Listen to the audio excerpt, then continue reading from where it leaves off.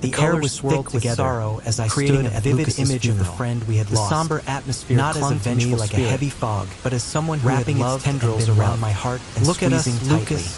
Friends and family were gathered, my heart aching, their faces etched with grief. We're here for you, none more so we always Nathan, will be. Who stood beside me with go of the darkness. I could see the way his brow furrowed slowly. Deep lines of concern. I saw the shimmer of his features begin to scan the crowd, a mixture of sorrow and acceptance, or perhaps washing over his face. I turned my attention back to the casket, a simple wooden box adorned with flowers that barely masked the stark reality of what lay within. Lucas was gone, forever. I remembered his last words to me just days before. The Garden of Souls. Those words echoed in my mind like a haunting melody, their meaning slipping through my fingers like sand. What had he meant? Why did he say that? My heart raced at the thought that perhaps he had been trying to warn me or share something important before it was too late. Are you okay? Nathan's voice broke through my thoughts, his gaze fixed on me with an intensity that made me feel exposed. I forced a nod, though the knot in my throat made it hard to speak. I can't believe he's really gone, I finally managed to say, my voice barely above a whisper. It feels surreal. I know, he replied, his tone heavy with understanding. But we need to talk about what he said. The Garden of Souls. It's like he was trying to tell us something important. I pulled my phone from my pocket, fingers trembling as I unlocked the screen. I had been scrolling through my messages from Lucas, searching for any clues, anything that might shed light on his final thoughts. I found a video of him at the park, laughing and carefree, a stark contrast to the reality of today.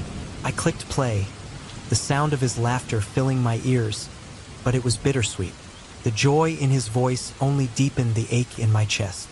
Look at this, I said, showing the screen to Nathan. His eyes widened as he watched, a flicker of nostalgia passing across his features. Remember that day? He asked, a small, sad smile breaking through. We were all so happy then. It was like nothing could touch us. But now everything felt touched by darkness. It was as if a shadow had fallen over our lives, and I couldn't shake the feeling that Lucas had left us a message, something vital hidden within the chaos of his final days. We have to figure out what he meant, I said, a sense of urgency igniting within me. We need to go to the park, to the Garden of Souls. Maybe we'll find something. Nathan hesitated, biting his lip as he considered my words. You really think that's a good idea? It's just a legend, right? There's no telling what we might find there. But what if there's more to it? I pressed, desperation creeping into my voice. What if it's not just a legend? What if it's connected to Lucas's death? He sighed, running a hand through his hair, the weight of my words settling over him. All right, let's do it. But we need to be careful. I don't want to end up getting hurt or lost in whatever this is. Thank you, I said, relief washing over me. I just feel like we owe it to him to at least try. As we walked away from the funeral, the world felt oddly muted, as if the colors had dimmed in respect for our loss. The sky overhead was a dull gray, casting a somber light over everything. I couldn't shake the feeling of unease that settled in my stomach. Something about the Garden of Souls felt ominous, shrouded in mystery and darkness. When we arrived at the park, I was struck by the stark contrast between the lively surroundings and the heaviness in my heart. The trees whispered secrets in the wind, their branches swaying like skeletal fingers reaching out to us. The flowers, once vibrant and full of life, seemed to droop, as if mourning alongside us. Are you sure this is the place? Nathan asked, glancing around nervously. It looks different than I imagined. I think it is, I replied, taking a step forward. The air felt charged, electric, and I couldn't help but feel that we were being watched. This is where Lucas mentioned. It has to be. As we ventured deeper into the garden, the atmosphere grew heavier, the shadows elongating as the sun began to dip below the horizon. I felt a chill run down my spine, and I turned to Nathan, who looked equally unsettled. Do you feel that? I whispered, my voice barely carrying over the rustle of leaves. Yeah, he replied, his eyes darting around. It's like something's off here. Just then, We stumbled upon a group of young people gathered around a makeshift art station. They were painting, their canvases splattered with colors that seemed to dance under the dim light. One girl stood out among them, Lucia, an artist I recognized from the local art scene. Her presence was striking, and there was an aura about her that intrigued me. "Hey, you too," Lucia called out, her voice laced with a strange energy. "You should join us. We're trying to capture the essence of this place." I hesitated, glancing at Nathan, who seemed equally unsure. We're actually looking for someone," I explained, trying to keep my voice steady. "Lucas," Nathan added, his tone somber. He passed away recently." Lucia's expression shifted, her eyes softening with empathy. "I'm so sorry to hear that. This place, it has a way of holding on to memories. I lost a friend here not long ago, too." The weight of her words settled heavily in the air. "What do you mean?" I asked, curiosity peaking. "What happened?" She glanced at her friends, who continued to paint, seemingly lost in their own worlds. "There are legends about this garden," she said softly, her voice almost a whisper. "They say it's a place where the souls of the departed linger, trying to communicate with the living. I've been trying to connect with my friend through my art." "Can you really talk to them?" Nathan questioned, skepticism lacing his tone. Lucia shrugged, a hint of mischief in her eyes. "I don't know if I can say that for sure, but sometimes when I paint, I feel their presence. It's like they're guiding me, showing me things I can't see otherwise." I felt a thrill of excitement and dread at her words. What if we tried? What if we painted to reach Lucas? Lucia's eyes sparkled with enthusiasm. "That could be powerful. Let's have a session here. I can help you connect with him." I exchanged a glance with Nathan, who looked uncertain but intrigued. I could sense his internal struggle. Part of him wanted to believe, while another part warned him to tread carefully. "All right," I said, my heart racing. "Let's do it." As we gathered around Lucia's easel, she instructed us to close our eyes and let our emotions flow onto the canvas. I took a deep breath, trying to calm the storm inside me. I could almost feel Lucas's presence, like a gentle whisper in the back of my mind, urging me to remember the good times we had shared. "Think of him," Lucia said, her voice soothing. "Let the memories guide your hand." With every stroke of the brush, I poured my heart onto the canvas. I painted the laughter, the joy, the carefree moments we had experienced together. But as I painted, I felt something shift in the air, a sudden chill that wrapped around us like a shroud. I opened my eyes, glancing at Nathan, who looked pale and shaken. "Did you feel that?" he whispered, his voice trembling. Before I could respond, Lucia's brush stilled, and she stared at her canvas in shock. "I just saw something," she murmured, her eyes wide with fear. "What did you see?" I asked, my heart racing. She hesitated, swallowing hard. "It was like a vision. There were shadows, and I could hear whispers. They were calling out to me. It felt dark." Nathan and I exchanged worried glances. A sense of foreboding washed over me. I had come seeking answers, hoping to find solace in Lucas's memory. But now I was beginning to feel like we were stepping into something much deeper and far more dangerous than I had anticipated. "Maybe we should stop," Nathan suggested, his voice low. "This doesn't feel right." But Lucia shook her head, determination glimmering in her eyes. "No, we need to keep going. There's something here, something important. I can feel it." I hesitated, my mind racing. A part of me wanted to turn back, to escape the oppressive weight of the garden. But another part of me yearned to uncover the truth, to understand the connection Lucas had with this place. What if there was a reason he had spoken of the Garden of Souls? "All right," I said finally, steeling myself for whatever lay ahead. "Let's continue, but we need to be careful." As we plunged deeper into the mystery of the garden, the shadows seemed to stretch and twist around us, whispering secrets that danced just beyond our reach. The air felt heavy with untold stories, and I couldn't shake the feeling that we were about to uncover something that the air was thick with sorrow as Nathan and I stepped into the dimly lit expanse of the Garden of Souls. The trees loomed overhead like dark sentinels, their twisted branches reaching out as if to ensnare us. A shiver ran down my spine as I recalled the funeral of Lucas just a few days prior. The memory of his lifeless body resting in that cold, dark casket haunted me. His last words echoed in my mind, "The Garden of Souls," a haunting phrase that now felt like a curse. "I can't believe we're actually doing this," I murmured, glancing at Nathan. His expression was a mixture of determination and apprehension. "We need to find out what Lucas wanted to tell us," he replied, his voice steady but laced with an undercurrent of worry. "He wouldn't have mentioned the garden if it wasn't important." The grass crunched beneath our feet as we ventured deeper into the garden. The sun had dipped below the horizon, casting long shadows that danced eerily around us. The air was stagnant, almost suffocating, and the faint scent of decay lingered, adding to the oppressive atmosphere.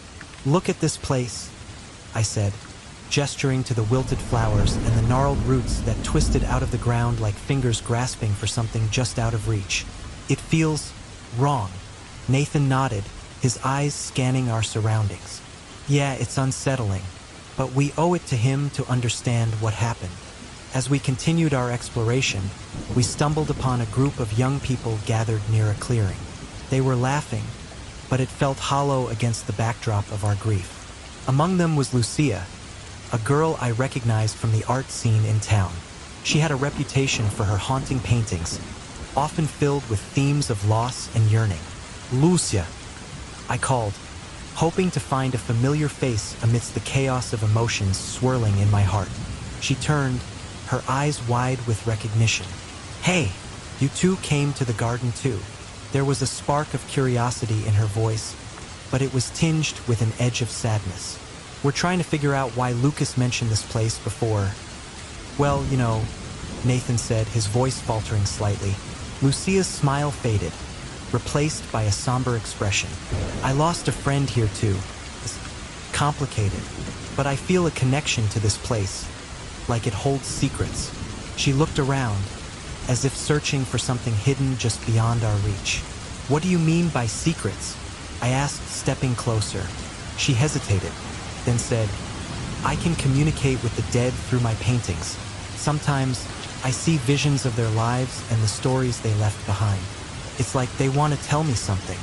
I exchanged a glance with Nathan, both intrigued and apprehensive. Can you see Lucas?" I asked, my voice barely above a whisper. Lucia's gaze fell to the ground, and she took a deep breath. "I haven't tried yet, but I think it's possible. If you want, I can try to paint here in the garden. It might help." I nodded, unable to shake the feeling that this was a pivotal moment. "Let's do it." Lucia led us to a shaded area where she set up her easel, her hands trembling slightly with anticipation. As she began to paint, I watched, transfixed by the way her brush danced across the canvas. The colors swirled together, creating a haunting image that seemed to pulse with life. "Focus on him," she whispered, her eyes closed. "Concentrate on who he was, what he meant to you." I did as she instructed, letting memories flood my mind. Lucas's laughter, his endless curiosity, the way he could light up a room just by being in it. As I closed my eyes, I felt a chill run through the air, and the world around me began to dissolve. "Can you see him?" I heard Nathan's voice, but it felt distant, as if he were speaking through a thick fog. "I think so," Lucia murmured, her voice barely audible. He's trying to reach out. I see fragments of his life. There's pain, but also something else. A warning." My heart raced as I opened my eyes, glancing at Lucia's painting. What was unfolding on the canvas was unlike anything I had ever seen. A chaotic blend of light and dark, sorrow and hope. "What do you see?" Nathan pressed, leaning closer, his expression a mix of concern and curiosity. "There are shadows," Lucia replied, her brow furrowed as she continued to paint. "They're lurking and they're not friendly. It's as if they're guarding something. Lucas might have been trying to protect you from something here." "Protect us?" I echoed, fear creeping into my voice. "From what?" "I don't know yet," she admitted, biting her lip. "But I feel it. Something is wrong in this garden, and Lucas may have known it. The atmosphere shifted as the wind picked up, rustling the leaves above us. I could feel the weight of unseen eyes watching, and I shivered. "Let's keep going," Nathan said, glancing around nervously. "If there's a chance we can find out what Lucas wanted us to know, we have to try." Lucia nodded, her brow still furrowed in concentration. "We need to dig deeper into the stories this place holds.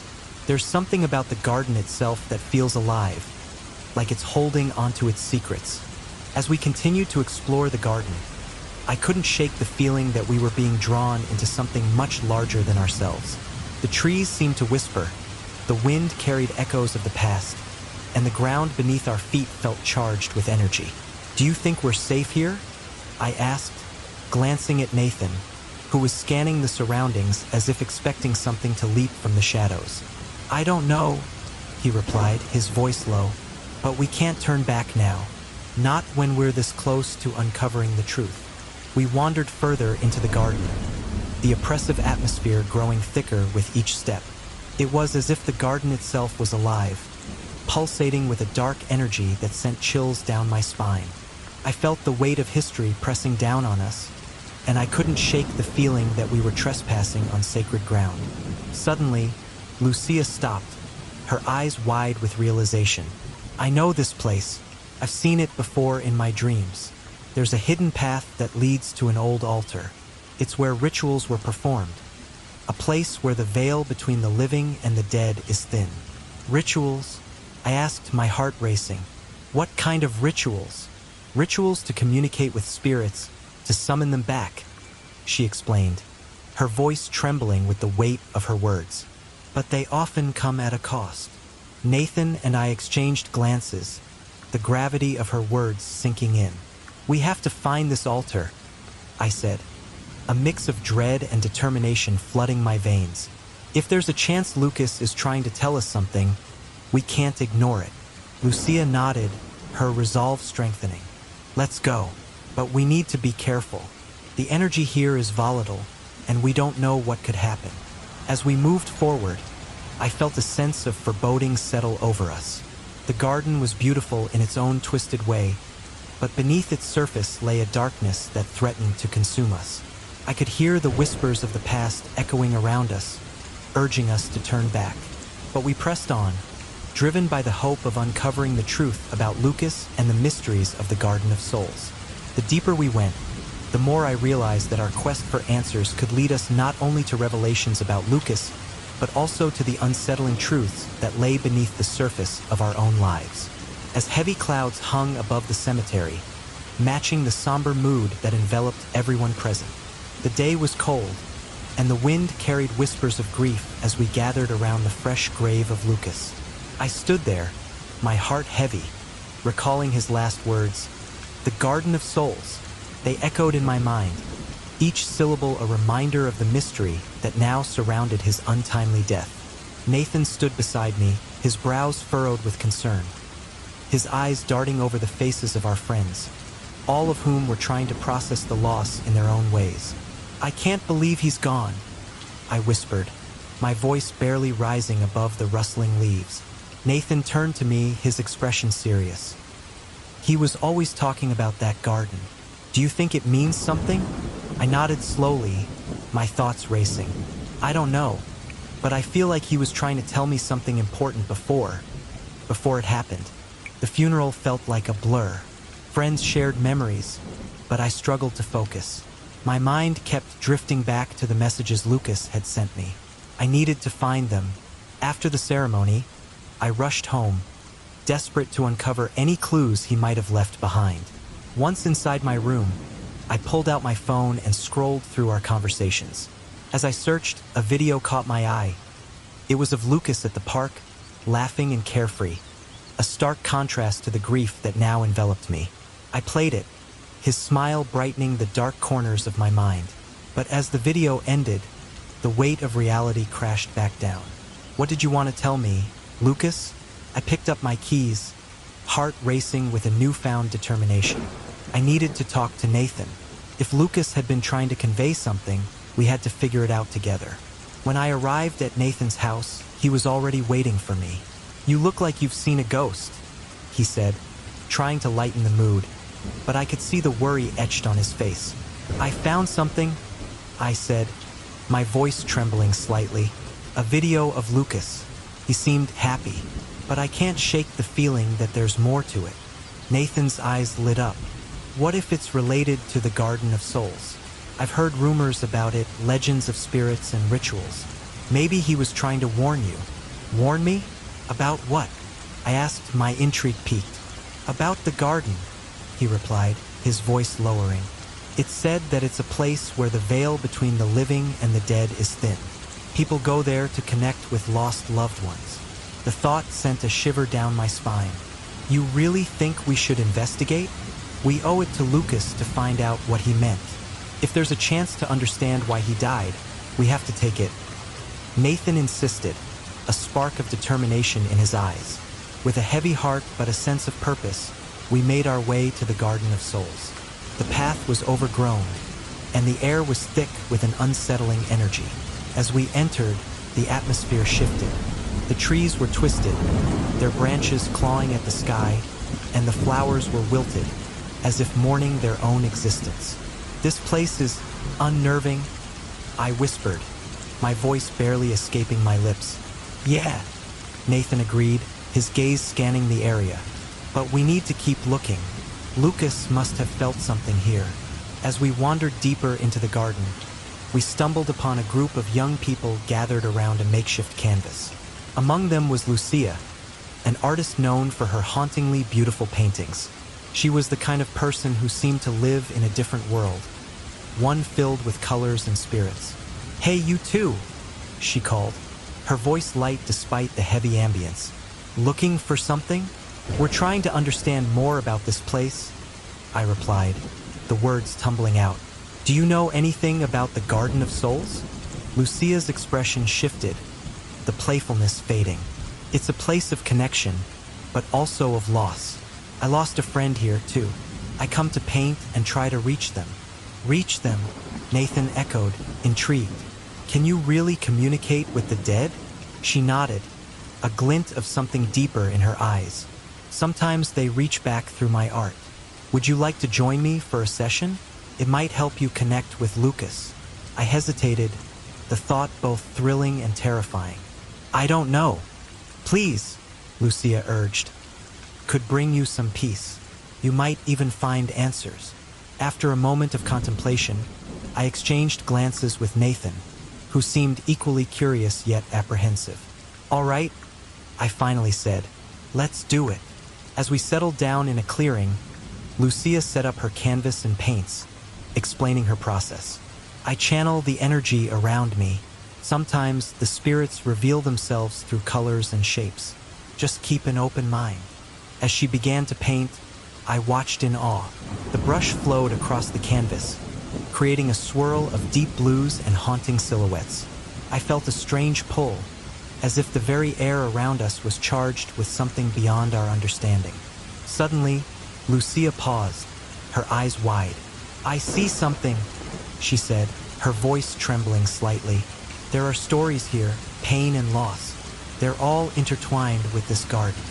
"What do you see?" I asked, my heart racing. "It's like echoes of the past. There are multiple tragedies tied to this place," she replied, her brush moving feverishly. "People who sought to bring back what they lost." A chill ran down my spine. "You mean rituals?" Lucia nodded, her gaze focused on her painting. "Yes, sacrifices were made to the spirits. They believed it could bring the dead back to life." I exchanged a look with Nathan, a sense of dread washing over us. "We need to know more," he said, his voice steady but his eyes betraying his concern.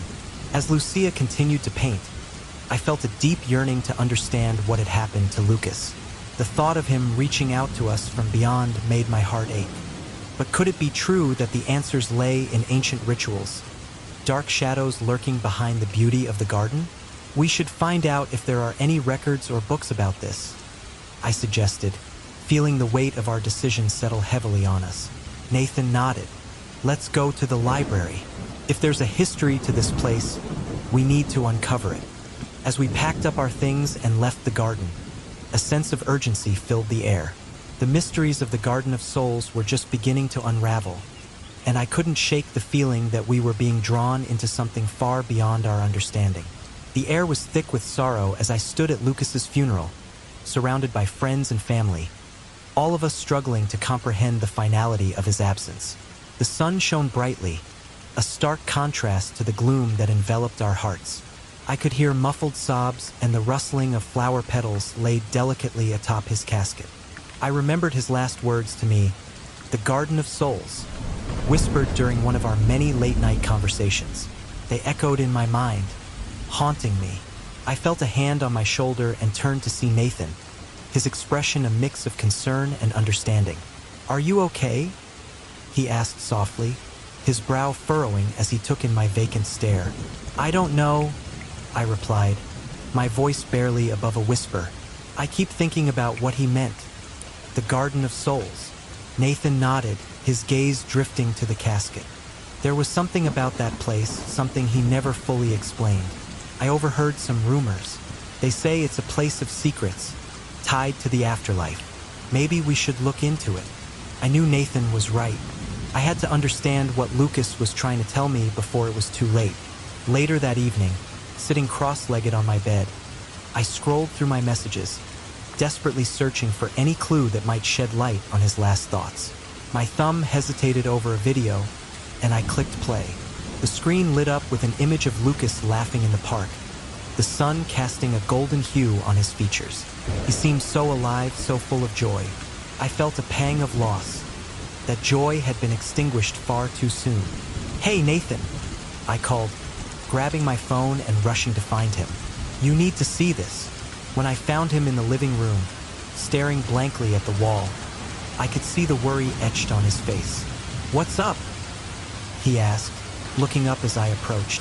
I showed him the video, and his expression shifted from concern to intrigue. "He looks happy," he said, "but it makes me wonder what he was really feeling. We need to investigate the garden." As we discussed the possible meanings behind Lucas's words, the weight of grief morphed into a shared determination. That night we decided to visit the Garden of Souls, an ominous place rumored to be a gateway to the afterlife, a place where spirits linger and whispers of the past could be heard. The next day, Nathan and I arrived at the garden, the atmosphere thick with an unsettling energy. The trees were twisted and gnarled, their branches reaching out like skeletal fingers. The air was heavy with an almost palpable sadness, and the ground was littered with petals that had long since lost their vibrancy. I shivered, pulling my jacket closer around me. "Is this even the right place?" I questioned, my voice quaking with uncertainty. "It has to be," Nathan replied, scanning the area. "Lucas mentioned it more than once. We need to see if anything feels off." As we wandered deeper into the garden, the silence was deafening. Suddenly, we stumbled upon a small gathering of young people. Among them was a girl with paint-splattered hands and wild, curly hair. She introduced herself as Lucia, an artist who claimed to communicate with the dead through her paintings. "I felt a pull to this place," she said, her eyes wide with intensity. "I lost a friend recently too. I think we're all searching for answers here." Intrigued, we listened as she explained her artistic process, how the spirits of the departed influenced her work. "I believe the garden holds their memories," she said, a hint of excitement in her tone. "Would you like to join me for a session? I can try to reach out to Lucas for you." I exchanged glances with Nathan. The thought of potentially communicating with Lucas stirred something within me, hope mixed with fear. I had so many questions. "Why not?" Nathan finally said. "We came here to find answers." Lucia led us to a clearing, where she set up her easel and began to paint. The brush glided across the canvas, her movements fluid and deliberate. As she painted, she closed her eyes, murmuring softly. I felt a chill run down my spine as the air around us thickened, charged with an unseen energy. "Can you feel it?" Lucia asked suddenly, her eyes snapping open. "There's something here. I see shadows, stories trapped in the canvas." I leaned closer to her painting, and what I saw made my heart race. Dark figures swirled within the strokes, each one more haunting than the last. "These are stories of loss," she said, her voice trembling. "They're tied to this place, to the souls that never found peace." Nathan frowned, looking over Lucia's shoulder. "What do you mean? Are you saying Lucas is among them?" "I don't know," she replied, biting her lip. "But I feel a connection to someone. It's almost as if they're trying to communicate." The weight of her words settled heavily on my chest. We needed to delve deeper. That night, we gathered at a small library, dusty and filled with the scent of old paper. Nathan's determination was palpable as he rifled through books, searching for any lore on the garden. "I found something," he called out, his voice echoing in the quiet room. He held up a tattered diary, its pages yellowed with age. It belonged to a priest who used to perform rituals here. As Nathan read aloud, the words sent shivers down my spine. The rituals promised to bring back the departed, but at a price. Sacrifices were made to summon spirits, to keep the balance between the living and the dead. I exchanged a worried glance with Nathan. "What kind of sacrifices?" "The diary mentions a ritual that takes place during a full moon," he explained, his voice low. "It suggests that those who perform the ritual may risk their own lives in the process." Lucia, who had joined us, looked intrigued. "What if we could reach Lucas this way?" "I'm willing to try. We could communicate with him, maybe even help him find peace." I felt my heart race at the thought, but fear crept in. What if it goes wrong? What if we open something we can't close? Nathan placed a hand on my shoulder. "We have to try for Lucas. He deserves it." A silence settled over us, heavy with the weight of our shared grief. Despite my lingering doubts, the desire to hear Lucas's voice again was too strong to resist. We agreed to go through with the ritual, each of us carrying our own burdens of loss, our emotions raw and exposed. As the days passed, tensions began to rise among us. Each of us was dealing with our own trauma, and the pressure of the upcoming ritual only intensified those feelings. I found myself snapping at Nathan over trivial things, our conversations often ending in frustration. "Why are you so fixated on this?" he asked one evening, his voice tinged with exasperation. "You're not going to bring Lucas back by obsessing over the past. And you think ignoring it is the answer?" I shot back, the anger flaring in my chest. He was my best friend. I can't just let it go. "You're right, but we're stepping into dangerous territory," Nathan replied, his tone softening. "We don't know what we're dealing with. We could unleash something we can't control." I sighed, the weight of his words sinking in. "I'm having these dreams, Nathan. They're so vivid. Lucas is there, but he looks scared." "Maybe it's a warning," he suggested, his eyes searching mine. "We need to be careful. Invoking spirits isn't something to take lightly." "I know, but I can't shake the feeling that we have to do this. For him," I insisted, my voice trembling. The thought of Lucas fading away completely was unbearable. That night, we made our final preparations, gathering candles and mementos that belonged to Lucas. The tension in the air was palpable, a mix of hope and dread swirling around us. Each of us held our fears close, the weight of our grief intertwining with the unknown. As we stood together in the dim light, I felt the gravity of our decision. The ritual loomed ahead, both promising and terrifying. Despite our differences and the conflicts that had arisen, we were united in our shared purpose, to seek the truth and perhaps, in some way, to bring Lucas back to us. The night had finally arrived. The air was thick with anticipation as Nathan and I gathered with the others at the edge of the Garden of Souls. The moon hung low and full in the sky, casting an eerie glow over the twisted trees and the wilting flowers that surrounded us. It felt as if the garden itself was holding its breath, waiting for the ritual to commence. I could see Lucia, her eyes glimmering with a mix of excitement and fear, setting up the candles and the objects we had brought from Lucas's life. Memories we hoped would bridge the gap between our world and his. "Are you sure about this?" Nathan whispered to me, his voice barely above a murmur.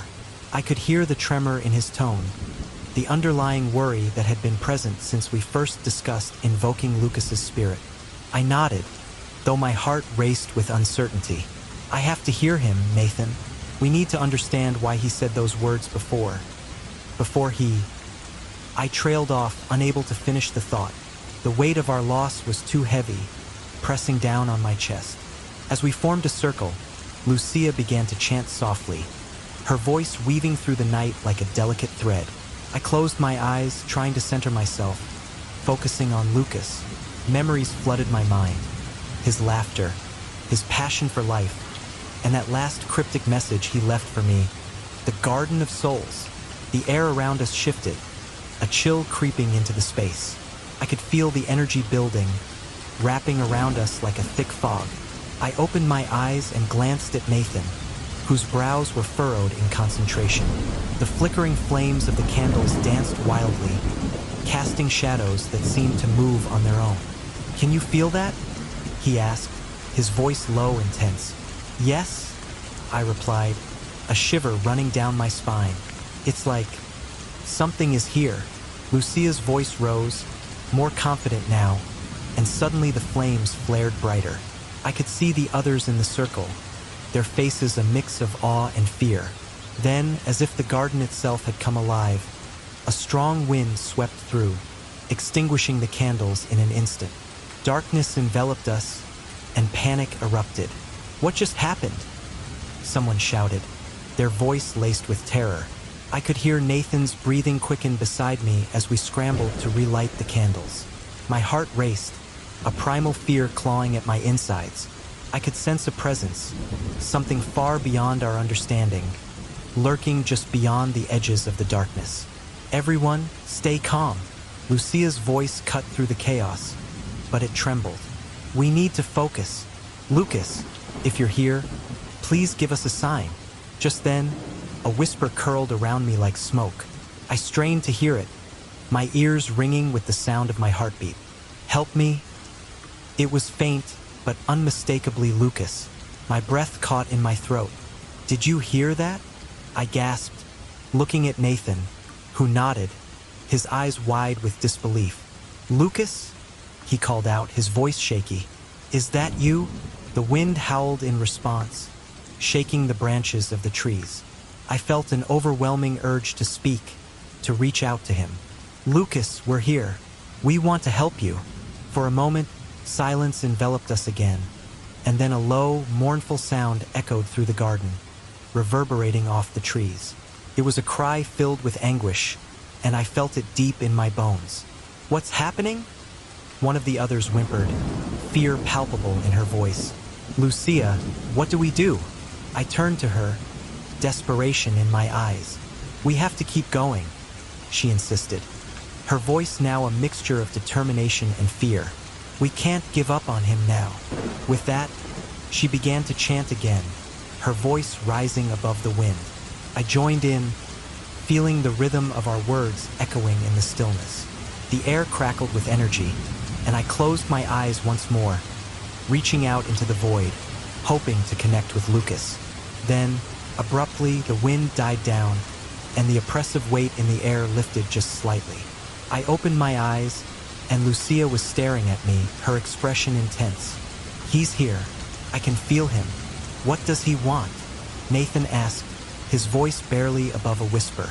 Lucia's gaze flickered to the ground, and she began to paint fervently in the dirt with her finger, sketching symbols I couldn't recognize. "He's trying to show me something important." The moonlight illuminated her face, revealing the beads of sweat forming on her brow. "We need to understand what happened to him. It's the only way to help him move on." But as Lucia continued her work, I felt a cold dread seep into my heart. What if he didn't want to move on? What if he was trapped here, bound to the garden and the rituals that had taken place long before we arrived? The wind picked up again, swirling around us, and I could sense the garden closing in, as if it were alive and breathing. The trees creaked ominously, and the shadows seemed to stretch toward us, eager to claim us as their own. "Lucia, hurry," I urged, feeling the panic rising in my throat. "We need to finish this." "I'm trying," she shouted, her hands moving faster, drawing more symbols, but her eyes were glazing over, as if she were losing herself to the visions. Suddenly, the ground beneath us trembled, and I stumbled back, catching myself against Nathan. "What's happening?" I gasped. "I don't know," he shouted over the howling wind. "Lucia, focus." With a final flourish, Lucia completed her drawing. She looked up, her expression a mix of triumph and terror. "I think I saw something. He's trying to tell us where to find him." Before I could respond, the wind howled again, and a dark shadow flickered at the edge of the garden. My heart raced as I caught a glimpse of a figure, pale and ethereal, moving between the trees. "Lucas!" I cried out, my voice breaking. But as I reached out, the shadow darted away, disappearing into the depths of the garden. "No! Come back!" I screamed, but it was too late. The darkness hung heavy once more, and I felt the despair wash over me like a wave. "Why did he leave?" Nathan asked, his voice trembling. "What are we supposed to do now?" Lucia looked lost, her confidence shaken. I don't know. I thought I could reach him." Her voice faltered, and despair filled the air like a thick fog. I felt tears prick my eyes, and I blinked them away, forcing myself to think. "We can't give up. We have to try again. We have to call him back." "Are you sure?" Nathan questioned, hesitating. "What if he doesn't want to come back? What if we're just making things worse? It doesn't matter what he wants." I insisted, desperation creeping into my voice. "He's our friend. We owe it to him to try." As I said this, I felt a surge of determination. I couldn't let fear dictate our actions. We had come too far, and I refused to let Lucas's memory fade away in the shadows of this cursed place. "Lucia, let's do it again," I urged, meeting her gaze. "We need to call him back until he hears us." She nodded slowly, a flicker of resolve igniting in her eyes. "Okay, but we have to be strong. We have to believe he's still here with us."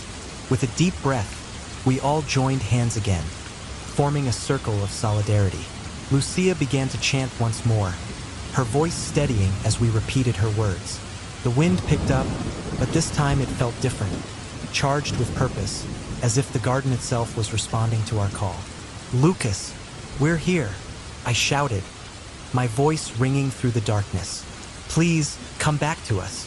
As the chant grew louder, I felt the energy in the air shift again. The hairs on my arms stood on end, and I closed my eyes, focusing all my thoughts on Lucas.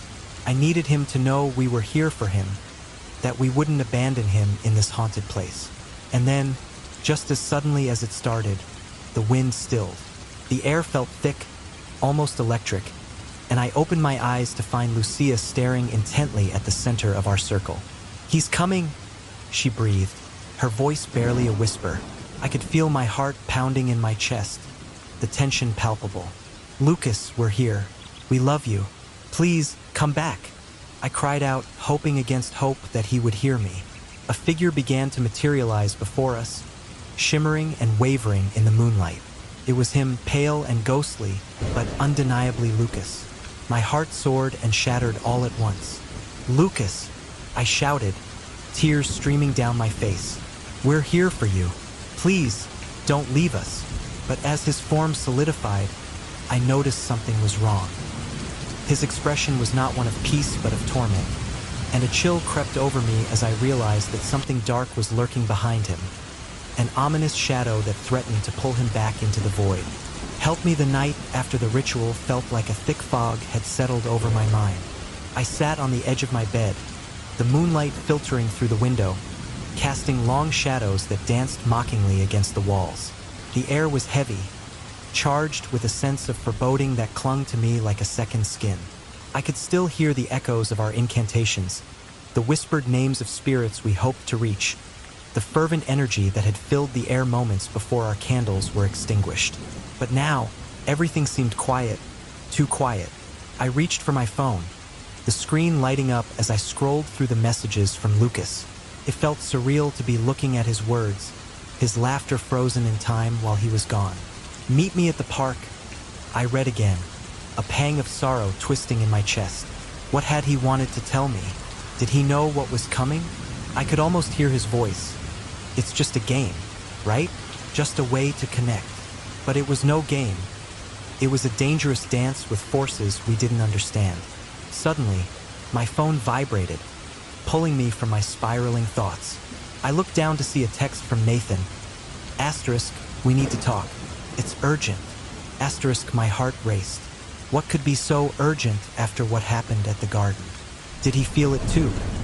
The strange energy that had enveloped us, the unsettling feeling that we had crossed a line we could never return from? I quickly typed back, asterisk, where? Asterisk, asterisk, at the old library. I found something. Asterisk, I didn't hesitate. I threw on a jacket and left my house, the chill of the night air cutting through me as I hurried to the library. The streets were deserted, shadows lurking in every corner, almost as if they were watching me. By the time I arrived, Nathan was already waiting outside, his face pale and drawn. "Hey," I said, trying to sound casual, but my voice trembled slightly. "Let's go inside," he replied, his tone serious. We stepped into the library, the musty smell of old books enveloping us. The flickering overhead lights cast an eerie glow, accentuating the deep lines of worry etched across Nathan's forehead.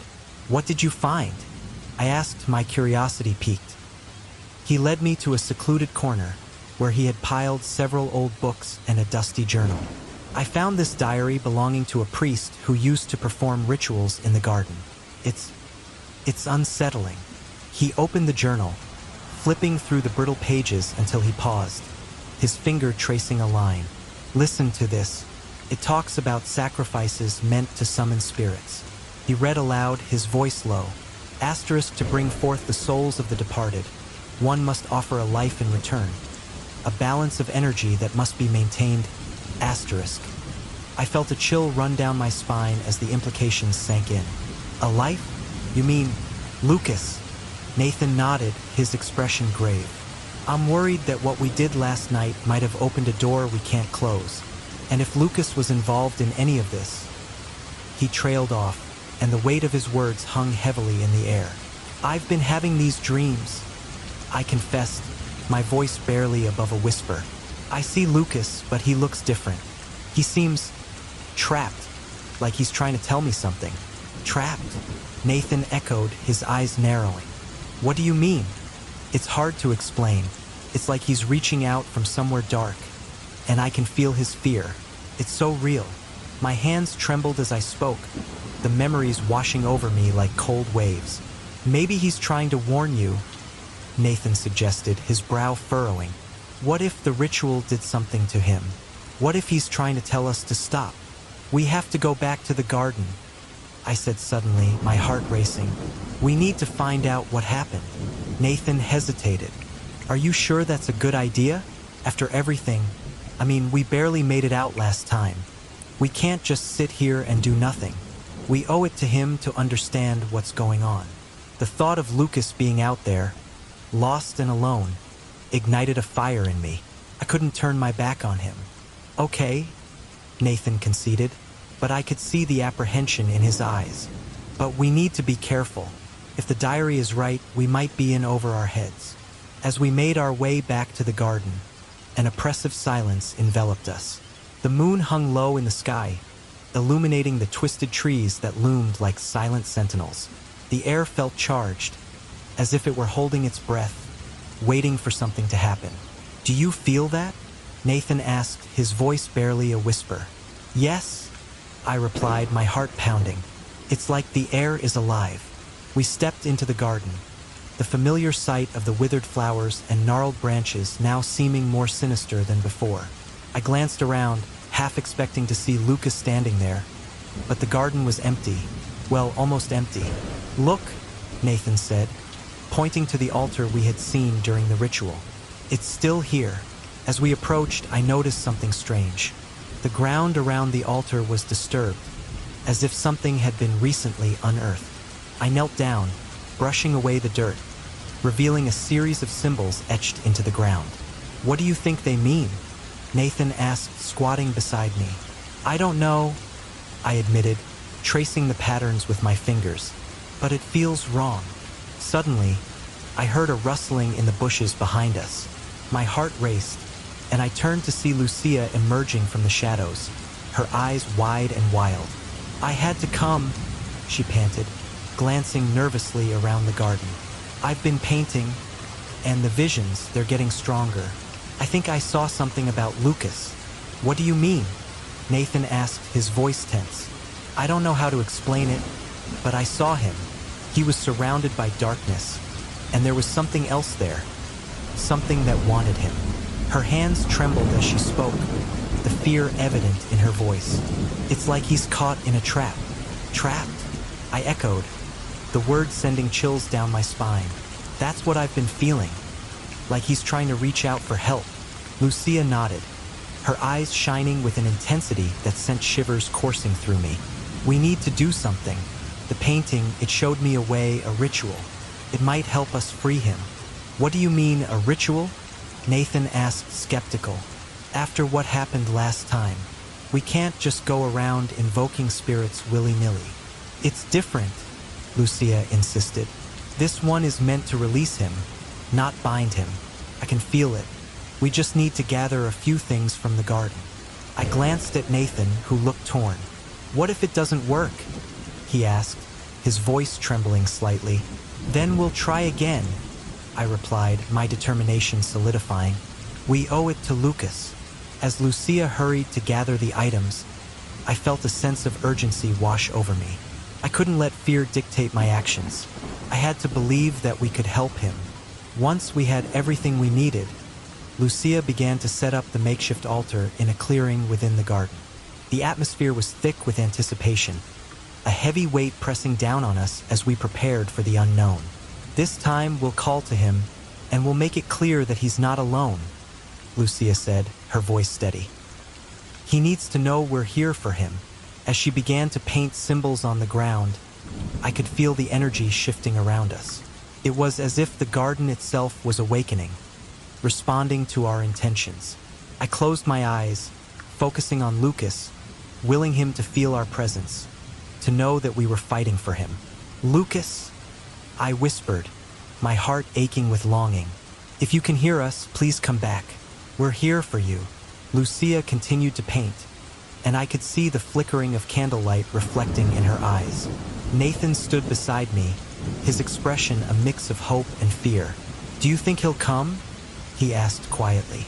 "I have to believe that he will," I replied, my voice trembling. "He wouldn't leave us like this." As the final strokes of Lucia's brush met the earth, a sudden gust of wind swept through the clearing, extinguishing the candles and plunging us into darkness. "Lucia!" Nathan shouted, panic rising in his voice.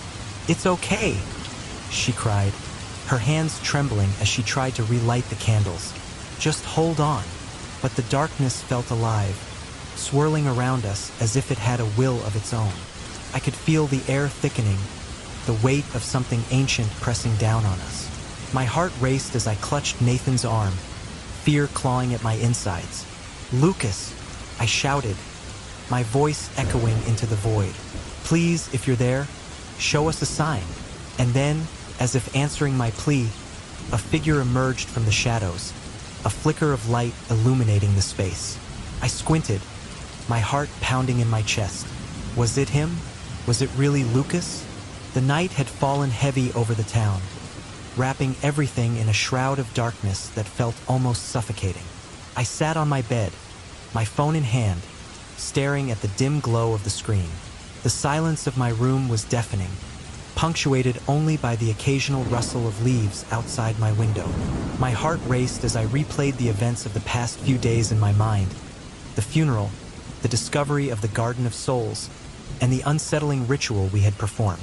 Each moment felt like a shard of glass lodged in my chest, a constant reminder of Lucas and the weight of our shared grief. Suddenly, my phone buzzed, jolting me from my thoughts. It was an unknown number, and my heart skipped a beat. Hesitantly, I opened the message. Contained a photo, one I had never seen before.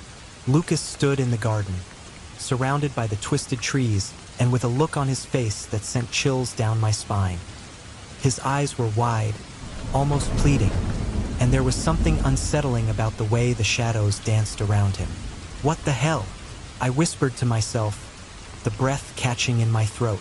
My fingers trembled as I typed a response, but I hesitated. Who could have sent this? Why now? I felt a wave of nausea wash over me as I imagined the implications of someone watching us, knowing our secrets. I threw the phone on the bed, my thoughts racing. I needed to talk to Nathan.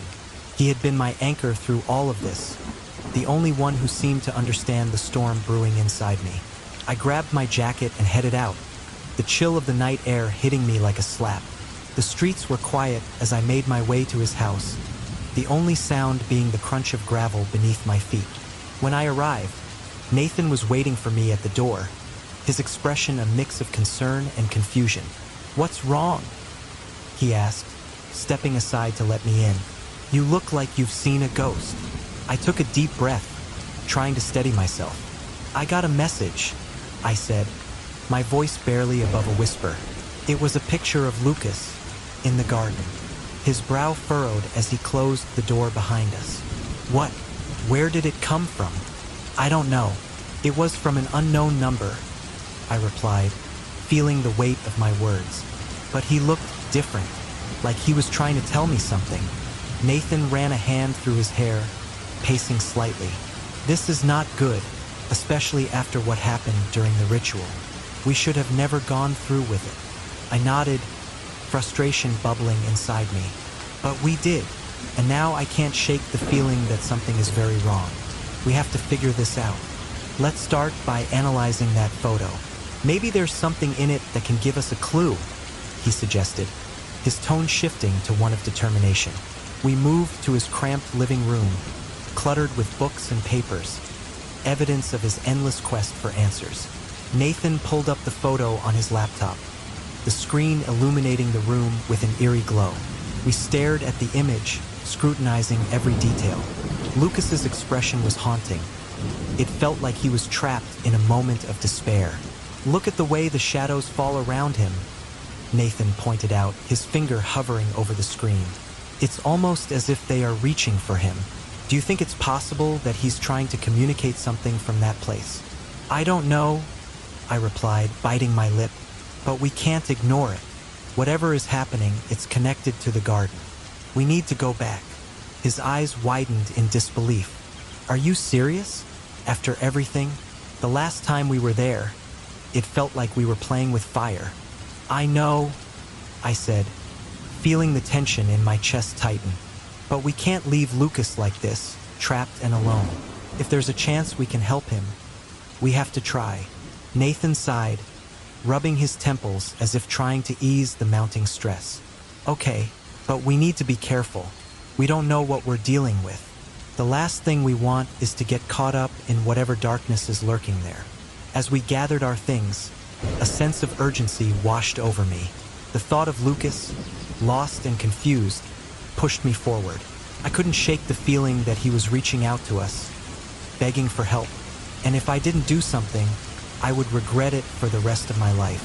The drive to the garden was tense, the air thick with unspoken fears. As we parked, I glanced at Nathan, who was staring ahead, his knuckles white on the steering wheel. "Are you ready?" I asked, my voice barely above a whisper. He took a deep breath, nodding slowly. "Let's do this." Stepping out of the car, we were immediately enveloped by the oppressive atmosphere of the garden. The trees loomed overhead, their twisted branches casting long shadows that danced in the moonlight. The air was thick with an unsettling silence, broken only by the occasional rustle of leaves. I felt a shiver run down my spine as we made our way deeper into the labyrinth of nature. "Where do we even start?" Nathan asked, looking around as if the trees might offer us guidance. "I think we should head to the spot where we performed the ritual," I suggested, my heart pounding in my chest. "Maybe we can find some answers there." As we walked, memories flooded back. The chanting, the flickering candlelight, the overwhelming sense of dread that had washed over us. I could still feel the energy in the air, a reminder of the forces we had unwittingly summoned. When we reached the clearing, I hesitated, my breath hitching in my throat. The area felt different, as if it were holding its breath, waiting for something to happen. "Lucas," I whispered, hoping for a response that I knew wouldn't come. Nathan crossed his arms, his gaze sweeping over the ground as if searching for clues. "We need to be careful. If there's a presence here, we don't want to provoke it." I nodded, my heart racing with anticipation and fear. "Let's focus on the energy we felt during the ritual. Maybe we can tap into it again, find out what Lucas wanted to tell us." We closed our eyes, trying to center ourselves. A breeze whispered through the trees, carrying with it a sensation that sent chills down my spine. I opened my eyes, looking at Nathan, who seemed to be in a trance-like state. "Do you feel that?" I asked, my voice trembling. He nodded slowly, his eyes still closed. "It's like there's something here, something trying to reach out." Just then, I felt a heaviness in the air, a presence that was both familiar and terrifying. "Lucas," I called out, the name slipping from my lips like a prayer. "If you're here, please show us a sign." The wind picked up, rustling the leaves violently as if responding to my plea. Nathan's eyes shot open, and he grabbed my arm tightly. "Something's happening," he said, his voice low and strained. Suddenly, a flicker of light appeared in the corner of my vision, drawing my gaze to a nearby tree. It was faint at first, but it grew brighter, illuminating the darkness around us. I stepped closer, my heart racing as the light pulsed rhythmically, like a heartbeat. "Do you see that?" I asked, my voice barely above a whisper. It's coming from that tree," Nathan replied, his eyes wide with disbelief. "What does it mean?" Before I could answer, the light flickered and then faded, leaving us in darkness once again. A heavy silence enveloped the clearing, and I felt an overwhelming sense of dread wash over me. "Lucas," I called out again, my voice echoing in the stillness. But there was no response, only the sound of our breathing, quick and shallow. I turned to Nathan, desperation clawing at my insides. "We need to keep trying. He has to be here." As we stood there, the air shifted, and I felt a chill creep up my spine. "What if he's trapped?" I said, fear creeping into my voice. "What if he's trying to tell us something important?" Nathan looked at me, his expression a mix of determination and fear. "Then we have to find out what it is. We can't give up on him." With that, we began to chant the words we had spoken during the ritual, our voices trembling in the cold night air. I closed my eyes, willing the energy to flow through me, to connect with whatever force was present. The wind picked up again, swirling around us, and I felt a tingle in the air, as if something was awakening. "Lucas, if you can hear us, please give us a sign," I pleaded, my heart pounding in my chest. The wind howled, and I opened my eyes just in time to see a shadow dart between the trees. I gasped, taking a step back. "Did you see that?" I exclaimed. "Yes," Nathan said, his face pale. "What was that?" "Lucas," I called out, my voice cracking. "Is that you?" A low whisper echoed through the trees, indistinct but unmistakable. My heart raced as I strained to hear, desperation clawing at my throat. "Lucas, please," I cried out, feeling the tears welling up in my eyes. "We're here for you." The whisper grew louder. The atmosphere was thick with tension as we made our way back to the Garden of Souls. The path felt different under the pale glow of the full moon. Shadows danced among the twisted trees, and an inexplicable chill crept into my bones. Lucia walked ahead, her brow furrowed in concentration as if she could sense something waiting for us. Nathan and I exchanged worried glances, both aware that we were venturing into territory that felt far too dangerous. "Are you sure about this?" I asked Nathan, my voice barely above a whisper. The last thing I wanted was to sound weak, but the dread in my stomach was growing heavier with each step we took. "We have to know the truth," he replied, determination etched across his face. "If Lucia has a vision, maybe it's our only chance to find Lucas, or at least understand what happened to him." I nodded, though my heart raced with fear. The memory of Lucas's last words echoed in my mind. The Garden of Souls. What had he meant? I could feel the weight of his absence pressing down on me like a physical force, urging me to uncover whatever dark secrets lay hidden within those overgrown vines and wilted flowers. As we reached the entrance of the garden, Lucia turned to face us, her eyes filled with a mix of fear and anticipation. "I feel it here," she said, her voice trembling slightly. "There's something waiting for us. I can sense Lucas's presence, but it's different this time." "What do you mean?" I asked, stepping closer. "What do you feel?" She took a deep breath, her hands twitching at her sides. "I don't know. It's as if he's trying to tell me something, but it's tangled, confusing." Nathan placed a hand on her shoulder, grounding her. "We'll figure it out together," he assured her, though I could see the uncertainty in his eyes. The garden loomed before us, cloaked in darkness, a sentient entity watching our every move. As we stepped inside, the air grew heavier, charged with an energy that buzzed beneath our skin. The moonlight filtered through the gnarled branches, casting eerie shadows that seemed to writhe and twist around us. "Where do we go?" I asked, glancing around nervously. The familiar paths felt foreign now, as if the garden had changed since our last visit. Lucia closed her eyes, tilting her head as if listening to something only she could hear. "This way," she said suddenly, moving deeper into the garden without hesitation.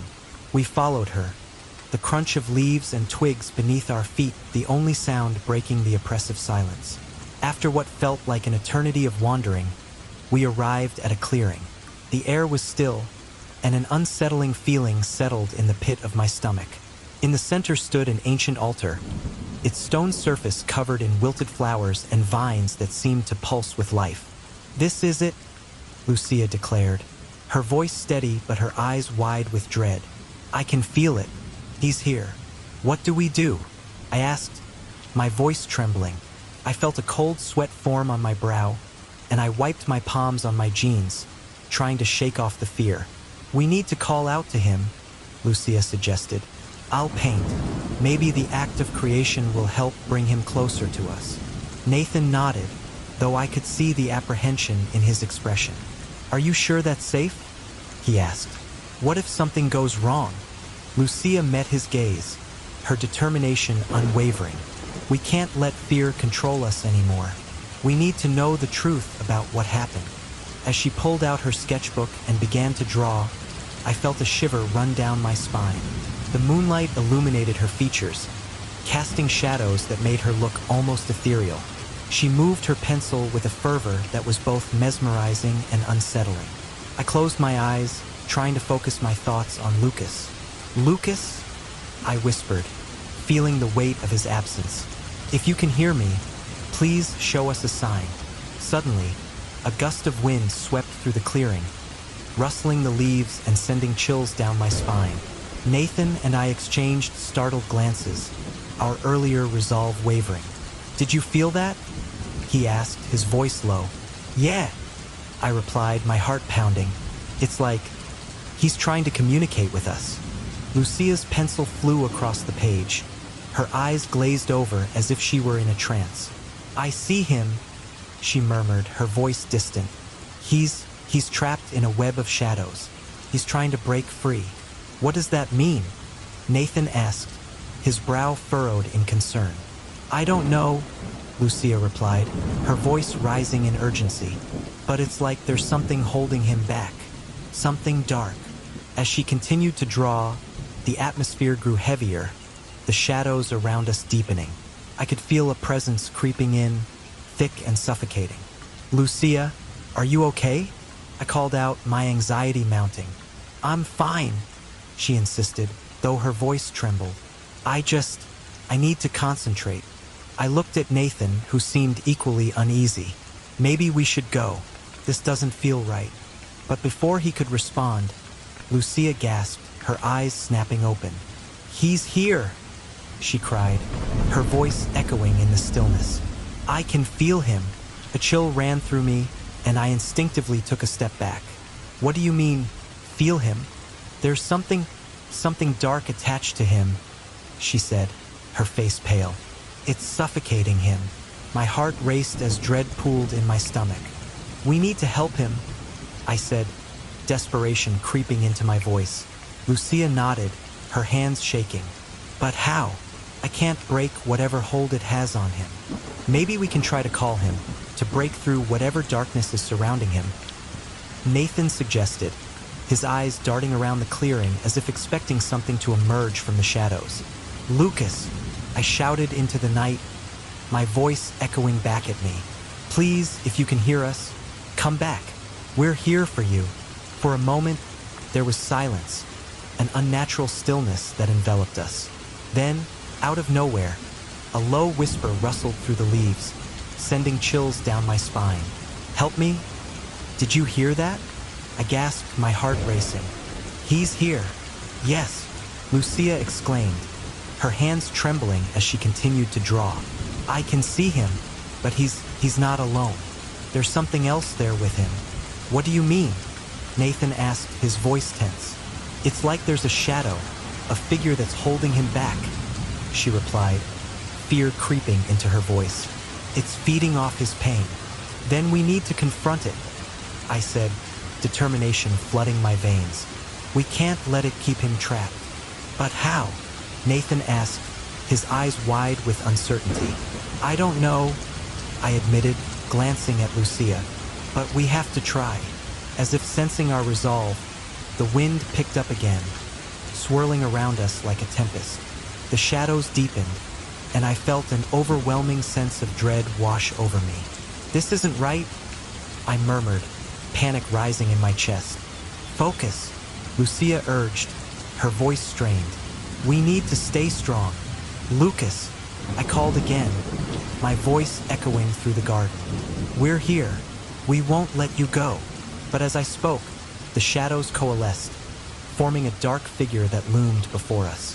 It was a grotesque silhouette, twisted and malevolent, and I felt a primal fear grip my heart. "You shouldn't have come here," it hissed, its voice a chilling whisper that seeped into my bones. "Get away from him," Nathan shouted, stepping protectively in front of me. The figure laughed, a sound that sent shivers down my spine. "You think you can save him? He belongs to me now." "No," I yelled, shaking with fear.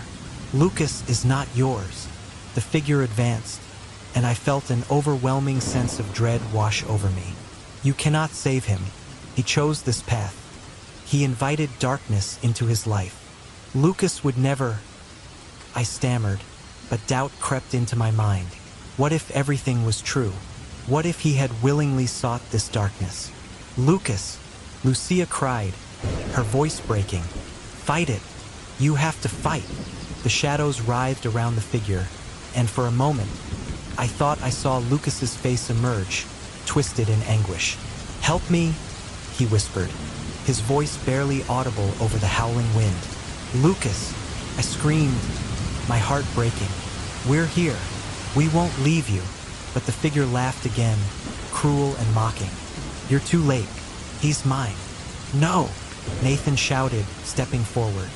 "We refuse to accept that." With a surge of determination, I reached for Lucia's hand. "We can't let it win.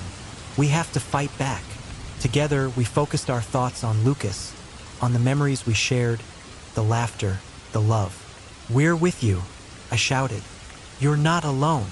The shadows recoiled, and the air was thick with tension as we stood in the shadowy confines of the Garden of Souls, the weight of our decisions pressing down upon us like a heavy fog.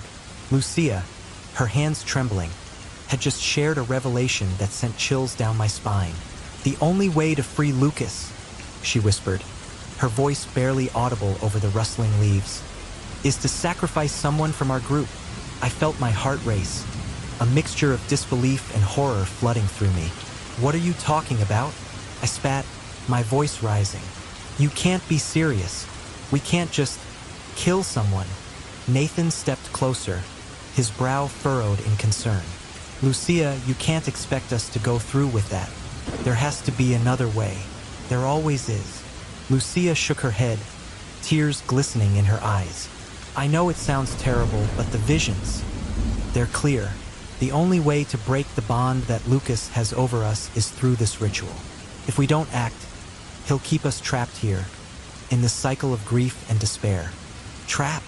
I echoed, my voice trembling. You mean he's using us? After everything he meant to us? The thought of Lucas, my friend, manipulating us from beyond the grave twisted my stomach into knots. Think about it, Lucia cried, her voice rising with desperation. He's been reaching out to us, trying to communicate, but it's not for our benefit. It's for his. He wants to come back, and he needs us to help him. The group fell silent, the enormity of her words sinking in. I glanced at Nathan, his face pale as he processed the implications. What if we refuse? He finally asked, his voice steady but laced with urgency. What happens then? What does he want from us? Lucia wiped her tears and took a deep breath. I don't know exactly, but I can feel it. It's like he's pulling us into his world. If we don't comply, he might take one of us anyway. He's desperate. Desperate enough to hurt us? I whispered, my voice shaking. You're asking us to sacrifice one of our own. That's not just wrong. It's evil. Maybe it's the only way, Lucia insisted. I can't stand by and watch you all get dragged into this. If he's truly lost, then we need to let him go. We need to set him free. Nathan and I exchanged a glance, and I could see the conflict in his eyes. What if he's not lost? He asked, a hint of doubt creeping into his voice. What if he's just trapped? There's a difference. But at what cost? I said, my voice rising again. You want us to decide who lives and who dies based on what? Prophecy? A vision? That's not how this works. We're not gods. We're just people. Lucia's gaze hardened, her expression shifting from desperation to determination. And what if we do nothing, and Lucas takes someone anyway? What if we all end up paying the price for our inaction? The silence hung heavy in the air, the weight of her words settling like a cold blanket over us. I could feel the unease in the group, the way everyone shifted uncomfortably, glancing around as if searching for an escape from the mounting dread. We can't let fear dictate our actions, Lucia continued, her voice rising with fervor. This is our chance to take control, to decide who lives and who gets a second chance. Who do you suggest we sacrifice? Nathan asked, his voice steady but filled with uncertainty. This isn't a game, Lucia. We're talking about someone's life. What about me? Lucia offered, her voice trembling but resolute. I've lost everything. I'd be willing to lay down my life to save you all. To save Lucas. No, I shouted, stepping forward. You can't just offer yourself like that. We're not letting you do this. We're in this together, and we'll find another way. But what if there isn't another way? Lucia argued, her eyes wide with desperation. You don't understand. He's angry and confused. He could hurt any one of us. Don't you see? This is our only chance. Then we need to figure out a way to confront him without sacrificing anyone. Nathan suggested, his voice steady as he tried to steer us back to logic. We can't let ourselves be ruled by fear. We need to think clearly. Clear thinking isn't going to save us if Lucas decides to strike first, Lucia retorted, and I could see the fear in her eyes. We have to act now before it's too late. A heated argument erupted among us, voices overlapping as panic and uncertainty filled the air. I felt the urge to scream as my mind raced with thoughts of Lucas, memories of laughter, and joy quickly overshadowed by the darkness that had taken root in our lives. The garden felt alive with tension, as if it were feeding off our fear and anger. Finally, Nathan raised his hands, calling for silence. Everyone, calm down. We need a plan, not chaos. We need to think this through. As the group quieted, I could see the fear reflected in their eyes. We were all terrified, teetering on the edge of something we couldn't fully understand. What if we try to reach out to Lucas one last time? I suggested, my voice softer now, hoping to regain some control. Maybe we can convince him to let go without bloodshed. Lucia shook her head. He won't listen. He's too far gone. I can feel it. He's angry, And if we don't do something soon, he'll lash out. And he could take any one of us. I felt a chill run down my spine at the thought. Then what do you propose? That we just draw straws? That we decide who's expendable? No, but we need to be willing to make a choice, Lucia replied, her voice firm. We need to prepare ourselves for the possibility that one of us may need to make the ultimate sacrifice. The weight of her words hung heavily in the air, and I could feel the despair creeping in around us. The idea of losing any one of us felt unbearable, and the thought of losing Lucia, who had become a beacon of hope in this darkness, felt like a punch to the gut. Can't we just leave? Nathan suggested, desperation creeping into his voice. Can't we just walk away and forget about this place? But what about Lucas? I countered, shaking my head. He's still out there, trapped. We can't abandon him. We're not abandoning him, but we can't sacrifice ourselves either, Nathan insisted. We need to find a way to reach him without losing anyone. Then we need to think fast, Lucia said, her voice taking on a sense of urgency. The longer we wait, the more powerful he becomes. If he feels threatened, he might strike. Panic washed over me as I realized how true her words were. The tension in the air felt electric, and I could feel a dark presence lurking just beyond our vision. I glanced at Nathan, and I could see the determination in his eyes. We need to confront him, he said, his voice steady. We need to show him that we're not afraid. But what if he's too far gone? I asked, my heart racing. What if he can't be saved? Then we'll have to find a way to stop him, Nathan replied, his voice resolute. We can't let him drag us into his darkness. As we stood there, the weight of our choices pressed heavily upon us. The darkness of the garden felt alive, pulsing with anticipation as if it were waiting for our next move. I could feel the fear clawing at my insides, mingling with the resolve to save our friend, even if it meant confronting the truth about what he had become. Let's do this, I said finally, my voice steadying as I took a deep breath. Let's confront him together, and whatever happens, we'll face it as a group. The nods of agreement around me felt like a fragile alliance, one that I hoped would hold as we ventured deeper into the unknown. The stakes were higher than ever, and the darkness of the Garden of Souls loomed ahead, waiting to reveal its secrets. The air in the Garden of Souls was thick with an uneasy tension as the revelation hung over us like a dark cloud. I stood there, my heart pounding in my chest, trying to process the enormity of what Lucia had just revealed. Lucas, my dear friend who had left us too soon, was not just a victim in this twisted tale of grief and loss. He had orchestrated it all, manipulating us into coming to this cursed place, all in a desperate attempt to find companionship in death. Are you telling me that Lucas wanted us to come here? I asked, my voice trembling. That he wanted to sacrifice one of us? Lucia, her hands still stained with paint, nodded slowly, her eyes wide with disbelief. I saw it, I swear. In the vision, he was calling to us, drawing us in. He didn't want to be alone anymore. He thought that if he could bring us here, we would all be together again, even if it meant one of us had to pay the price. Nathan stepped forward, his brow furrowed, his voice low and steady. But that's insane. Lucas wouldn't do that. He cared about us too much to sacrifice anyone. He wouldn't put us through this. Yet even as he spoke, I could see the doubt creeping into his eyes. The pieces of the puzzle were fitting together, and the image they formed was one I never wanted to see. Cared about us? I scoffed, a bitter laugh escaping my lips. He's been dead for how long? We've been here, searching for answers, and all along, he might have been using us as pawns in some sick game. I felt a surge of anger, directed at Lucas and at myself for not seeing it sooner. Why didn't I see it? Because we wanted to believe he was just a victim. Nathan replied softly, trying to soothe me. We wanted to believe he was still the same Lucas we loved.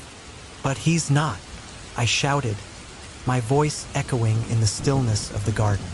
The trees seemed to lean closer, as if eavesdropping on our conversation. He's turned into something else entirely. We need to face this, to confront him. We can't let him drag us into whatever dark fate he's planned for us. Lucia's fingers trembled as she clutched her paintbrush, her eyes darting around the garden. But how do we confront him? He's not here in body, but his spirit. It feels so strong. What if he tries to hurt us? I took a deep breath, trying to quell the rising panic inside me. We need to find the altar, I said, recalling the vision Lucia had shared with us. That's where we can break whatever hold he has over us. We have to show him that we're not afraid, that we won't let him manipulate us any longer. Are you sure that's wise? Nathan asked, a hint of caution in his voice. What if confronting him only makes things worse? We've already lost so much, I replied, my voice steadier now, filled with resolve. We can't keep running from this. If we don't face him, then we'll never escape this nightmare. With a shared look of determination, the three of us moved deeper into the garden, our footsteps crunching on the withered leaves. The atmosphere felt charged, as if the very air was alive with the whispers of the past, beckoning us forward. I could feel the weight of Lucas's presence all around us, a palpable force that both terrified and compelled me. Finally, we arrived at the ancient altar, its surface covered in wilted flowers and dark stains that told tales of rituals long past. I felt a shiver run down my spine as I approached, the memories of what had transpired here flooding my mind. This is it, I whispered, my voice barely above a breath. This is where we can confront him. Lucia set her palette down and began to paint furiously, her brush strokes wild and erratic as she sought to capture the essence of this moment. I can feel him here, she gasped, her eyes glazed with a mixture of fear and determination. He's angry, but he's also lonely. Good, I said, my heart racing. Let him be angry. Let him see that we are not afraid of his darkness anymore. I turned to Nathan, who stood beside me, his expression a mixture of concern and support. Are you with me? Always, he replied, his voice steady. We'll face this together. As we gathered around the altar, I felt the air grow heavier, as if the very fabric of reality was shifting around us. I closed my eyes, focusing all my energy on the connection I once had with Lucas. Lucas, I called out, my voice echoing in the stillness. If you're here, we need to talk. You don't have to do this. You don't have to be alone anymore. The wind began to howl, swirling around us in angry gusts, and I could feel the ground tremble beneath our feet. You think you can call me back from the void? A voice boomed, a guttural echo that sent chills down my spine. You think you can just walk away from this? Lucas, I shouted again, my voice rising above the chaos. We're not here to fight you. We want to understand. Why did you bring us here? Why did you want to sacrifice one of us? You don't understand, he replied, his voice a mixture of sorrow and rage. I was alone, trapped in this place. I thought if I could bring you here, we could share eternity together. I thought you would understand. Share eternity? I cried, my heart breaking at the realization of his desperation. But at what cost? You wanted us to die for you? To be trapped here like you? I wanted to be free, he snarled, and I thought you would willingly join me. But now you're all filled with fear, and that's not what I wanted. As his voice faded into the wind, Lucia's painting began to glow, an ethereal light illuminating the darkened garden. Look, she shouted, pointing at her canvas. He's trapped in there. We can't let him take us with him. Lucas, listen to us, Nathan implored, stepping forward. We care about you. We want to help you find peace, but this isn't the way. You're hurting us, and you don't have to do this. The wind howled again, and I could feel the ground shifting beneath me, as if the garden itself was alive and fighting against us.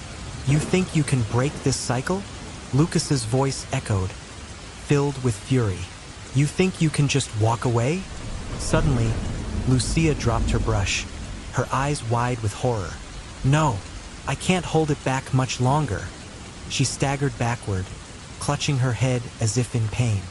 He's too strong.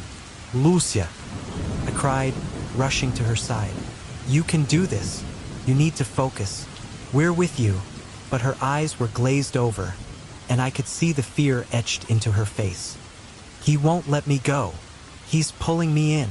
I felt a surge of desperation and anger rise within me. "Lucas, stop this. You're hurting her," I screamed, my voice breaking. "If you need us, then let us help you. Don't let this darkness consume you." For a fleeting moment, I felt a shift in the energy around us. The wind slowed, and the oppressive weight hanging in the air seemed to lift. "You really think you can save me?" Lucas's voice softened, laced with sorrow. "I'm already lost." "No!" I shouted, stepping forward. "You're not lost. You're just trapped in your own pain. We can help you break free. You don't have to be this way." "Help me?" he echoed, a hint of vulnerability seeping into his tone. "I never wanted this for you. I just wanted to be with you again, to feel whole." "Then let us go," Nathan pleaded, his voice filled with raw emotion. "We can remember you, Lucas. We can honor you without being trapped here. You don't have to sacrifice anyone to find peace." There was a moment of silence, and I could feel the tension in the air shift. The wind died down, and I opened my eyes to see Lucas's form materializing before us, a translucent figure filled with anguish and longing. "I don't want to be alone anymore," he whispered, his voice breaking. "I thought you would understand." "We do understand," I said softly, tears streaming down my face. "But this isn't the way. We love you, and we want you to find peace. But you have to let us go." As I spoke, Lucia began to paint again, her brush moving with purpose as she captured the essence of Lucas's pain and longing.